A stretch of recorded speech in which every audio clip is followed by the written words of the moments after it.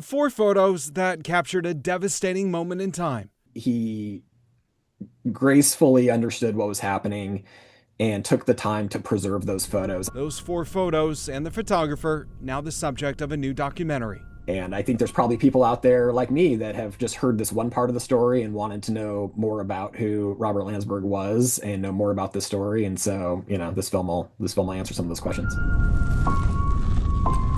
It's called 8:32 a.m., the last photographs of Robert Landsburg. It's amazing that this survived a volcanic eruption.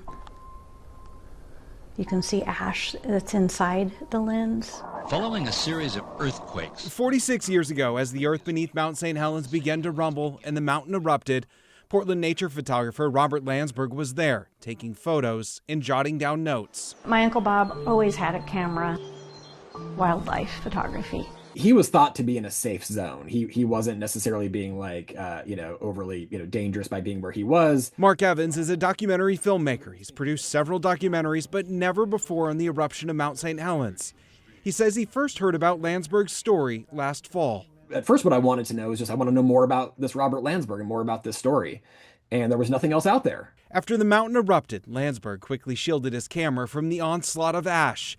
His camera survived, as did these 4 photos that would later get developed. It was always his dream to be a National Geographic photographer. Landsburg would be one of more than 50 people to die that day.